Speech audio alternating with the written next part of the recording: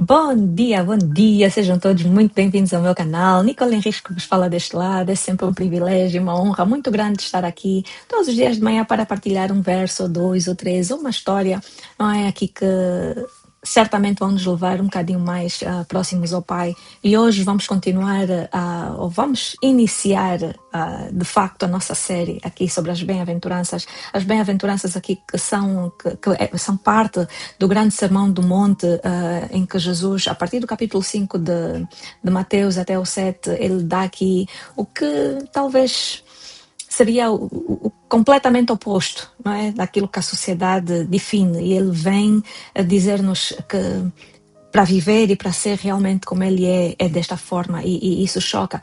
Ele aqui fala a multidões, provavelmente no mínimo dos mínimos, umas 2.000 pessoas, e ele aqui, ao ver as multidões, logo no princípio do capítulo 5, no verso 1, ele diz: ao ver as multidões, Jesus subiu ao monte e sentou-se. Ele chama os seus discípulos e começa a ensiná-los dizendo, ele transmite primeiro aos discípulos, e os discípulos, que são 2.000 pessoas, é impossível ele falar por si só.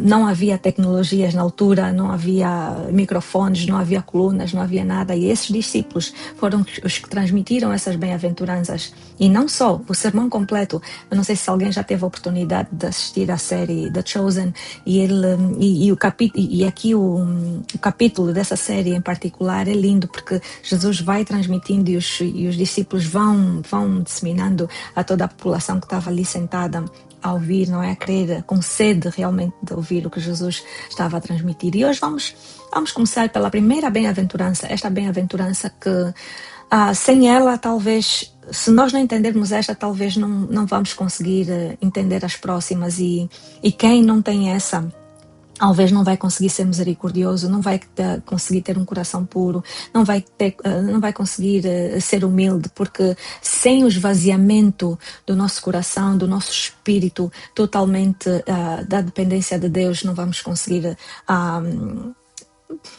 viver com os outros, não é?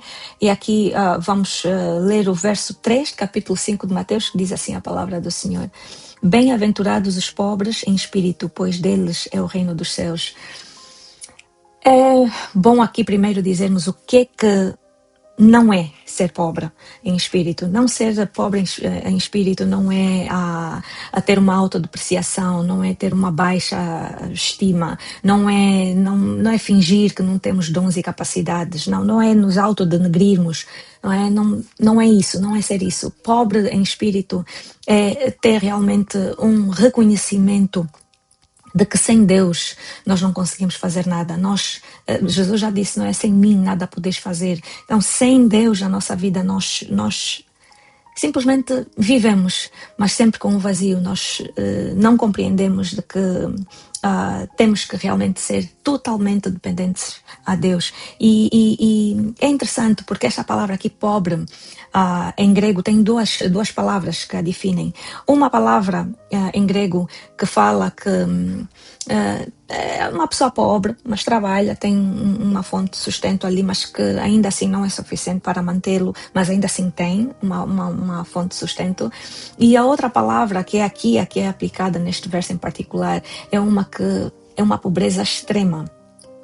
É a palavra que define que é um pobre que depende totalmente de outras pessoas, que não tem como viver, não tem como se sustentar. E isto aqui é o que realmente Deus aqui, Jesus está a transmitir.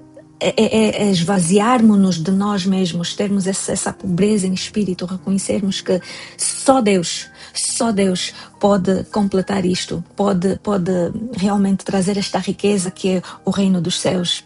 Sem entendermos isso, nós não vamos possuir o reino dos céus. E aqui também é mais interessante porque temos que perceber aqui a conjugação do verbo, pois deles é o reino dos céus. Não está a dizer que pois deles será o reino dos céus. Quer dizer que nós podemos ter aqui o reino dos céus nesta terra, vivermos todos os dias com o reino dos céus, com um pedaço dos céus, com um pedaço do reino aqui nesta terra. E é esta paz, esse descanso, esse desvaziamento de tirarmos o peso, a sobrecarga de tentarmos ser autossuficientes, de tentarmos ser alguma coisa, de tentarmos fazer por merecer, de percebermos realmente que não é por darmos o dízimo, não é por darmos ofertas, não é por darmos doações, não é por fazermos, perdão, por fazermos o bem, por deixarmos de fazer alguma coisa, quer dizer, não há nada,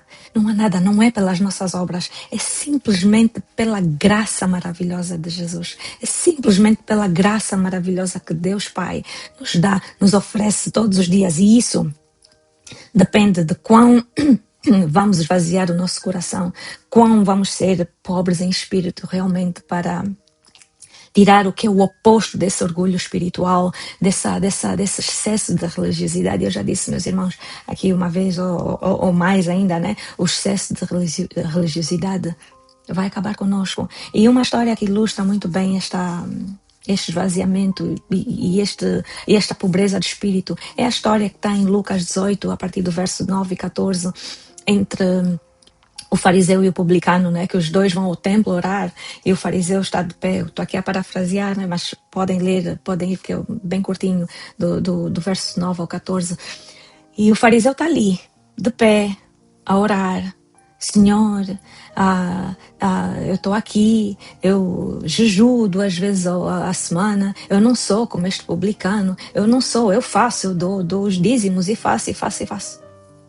E o outro, o publicano, ele nem conseguia se aproximar, nem conseguia olhar para os céus, ele só batia no seu coração e dizia: Senhor, tem misericórdia de mim. Tem misericórdia de mim, Senhor, pois sou pecador. E Jesus disse: este homem foi justificado. Este homem foi para a sua casa justificada e aquele não. E aqui o oposto é lindo, porque e é esse paradoxo, né? Quem pensa que tem, não tem nada. E aquele que sente realmente que não tem nada é aquele que tem tudo. Os humilhados serão exaltados e os exaltados serão humilhados. É o contrário de tudo. Jesus vem e muda tudo. e nós podíamos nos desdobrar muito mais aqui nesse verso, porque é rico, podemos ficar aqui 1 hora a falar sobre este verso. Mas, meus irmãos, enquanto nós não percebermos, enquanto nós não entendermos e termos a consciência de que temos que nos esvaziar de nós mesmos, temos que nos esvaziar do nosso orgulho, do nosso ego e deixar que Deus tome, ocupe o lugar que só Ele deve ocupar, esta pobreza de espírito não vai nos alcançar. E muitas vezes Deus usa, porque Ele quer nos alcançar e Ele quer nos salvar, mas muitas vezes Ele é obrigado a usar situações só para chamar a nossa atenção. E isto muitas vezes acontece, é como o ditado diz, né? Se não vai a bem, vai a mal. E muitas vezes nós vamos a mal. Quando perdemos o emprego, quando perdemos a família, quando perdemos um filho, um ente querido, quando perdemos o nosso trabalho, o emprego, né? Quando perdemos a saúde. Quer dizer, quando realmente chegamos ao fundo do poço. E não precisa de ser assim, não é? Mas é a única maneira que Deus tem de nos alcançar muitas vezes, é chegando ao fundo do poço, chegarmos à realização de que sem Deus nada posso fazer. E é essa meditação para o dia de hoje, família. Tenham todos um dia super, super, super abençoado. Que o Senhor proteja, cuide dos nossos lares. E amanhã estamos juntos mais uma vez para mais um vídeo. Se ainda não é inscrito no canal, por favor se inscreva. Se não deu um like ainda, compartilha este vídeo para que possa chegar a mais pessoas e abençoar outros corações. Um beijo no seu coração. Tchau, tchau.